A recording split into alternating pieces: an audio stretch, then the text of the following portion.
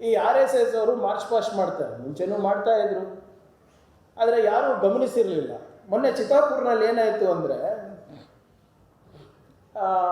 RSS ಅವರು ಪಥಸಂಚಲನಕ್ಕೆ ಒಂದು ಅರ್ಜಿ ಕೊಟ್ಟಿದ್ರು. ಏನು ಸರ್ ಏನಂತ ಕೊಟ್ಟಿದ್ರು ಅಂದರೆ, ನಾವು ಹಿಂಗೆ ಈ ತಾರೀಕಿಗೆ ನಾವು ಪಥಸಂಚಲನ ಮಾಡ್ತಾ ಇದ್ದೀವಿ, ಇದು ನಿಮ್ಮ ಮಾಹಿತಿಗಾಗಿ ಅಂತ. ಇಲ್ಲೆಲ್ಲರೂ ಕೂತಿದ್ದಾರೆ, ಮಾವಳಿ ಅಣ್ಣವರು ಬಂದಿದ್ದಾರೆ ಇಲ್ಲಿ ಹಿಂದೆ. ಏನು ಸರ್ ನೀವು DSSನವರು ನೀವು ಮಾಹಿತಿಗಾಗಿ ಅಂತ ಪೊಲೀಸ್ ಸ್ಟೇಷನಿಗೆ ಕೊಟ್ಟರೆ ನಿಮ್ಗೆ ಪರ್ಮಿಷನ್ ಕೊಡ್ತಾರಾ ಸರ್? ಇಂಥ ಡೇಟಿಗೆ ಏನು ಕೇಳ್ತಾರೆ, ಮಾಹಿತಿ ಅಲ್ಲಪ್ಪ ನೀವು ಪರ್ಮಿಷನ್ ಕೇಳಿ ಅಂತ.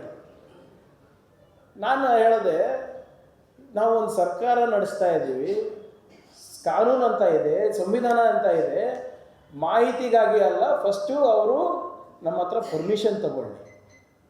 ಪರ್ಮಿಷನ್ ತಗೊಂಡ್ಮೇಲೆ ಇಫ್ ಇಟ್ ಈಸ್ ಪಾಸಿಬಲ್ ಆ ಡೇಟಿಗೆ ಅವಕಾಶ ಇದ್ದರೆ ಕೊಡಿ, ಅವಕಾಶ ಇರಲಿಲ್ಲ ಅಂದರೆ ಕೊಡಬೇಡಿ ಅಂತ. ಆವತ್ತೇ ಒಂದು 2-3 ಜಾತ್ರೆನೂ ಕೂಡ ಇತ್ತು ನಮ್ಮ ಊರುಗಳಲ್ಲಿ.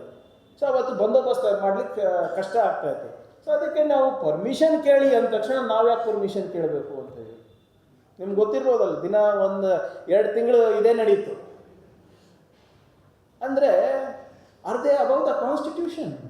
ಪರ್ಮಿಷನ್ ಕೇಳೋಕ್ಕೇನ್ರಪ್ಪ ನಿಮಗೆ?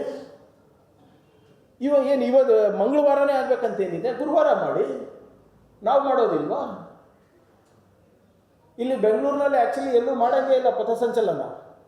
ಸೊ ಹೈಕೋರ್ಟ್ ಆರ್ಡರ್ ಇದೆ, ಅದನ್ನು ಮೀರಿ ಮಾಡ್ತಾರೆ ಅಂದರೆ, ಕಾನೂನನ್ನು ಮೀರಿ ಮಾಡ್ತಾರೆ, ಕೋರ್ಟ್ಗಳನ್ನು ಮೀರಿ ಮಾಡ್ತಾರೆ, ಸಂವಿಧಾನ ಮೀರಿ ಮಾಡ್ತಾರೆ ಅಂದರೆ ನಾವು ಯಾಕೆ ಅಲೋ ಮಾಡಬೇಕು ಅಂತ ನಂದು. ಸೊ ಅದಕ್ಕೆ ಅವರು ಕೋರ್ಟಿಗೆ ಹೋದರು, ನಾನು ಕೋರ್ಟಿಗೆ ಹೋದೆ. ಕೊನೆಯದಾಗಿ ಏನಾಯಿತು, ಸರ್ಕಾರ ಹೇಳಿದ ಟೈಮಿಗೆ ಸರ್ಕಾರ ಎಷ್ಟು ಜನ ಇರಬೇಕು, ಎಷ್ಟು ರೂಟ್ ಮಾರ್ಚ್ ಎಲ್ಲಿ ಮಾಡಬೇಕು, ಯಾವಾಗ ಮಾಡಬೇಕು, ಹೇಗೆ ಮಾಡಬೇಕು ಅಂತ ಸರ್ಕಾರ ಆದೇಶದಲ್ಲಿ ಇಡೀ ರಾಷ್ಟ್ರದಲ್ಲಿ ಎಲ್ಲಾನ ಕರೆಕ್ಟಾಗಿ ಆಗಿದ್ದರೆ ಅದು ಚಿತ್ತಾಪುರ್ನಲ್ಲಿ ಆಗಿರೋದು. ಇವರಿಗೆ ಅವಾಗ ನಮ್ಮ ಕೆಲವು ಸ್ನೇಹಿತರು ಕೇಳ್ತಾ ಇದ್ರು, ನಮ್ಮ ಕೆಲವು ಕೊಲೀಗ್ಸು, ಸರ್ ಇದೆಲ್ಲ ಸುಮ್ಮನೆ ಯಾಕೆ ಮೈ ಮೇಲೆ ಹೇಳ್ಕೊತೀರಾ ಅಂತ. ನೀವು ಹೇಳಿದ್ರೆ ಸರ್ ನಾವೇ ಹುಡ್ಕೊಂಡು ಹೋಗ್ತಾಯಿದ್ದೀವಿ.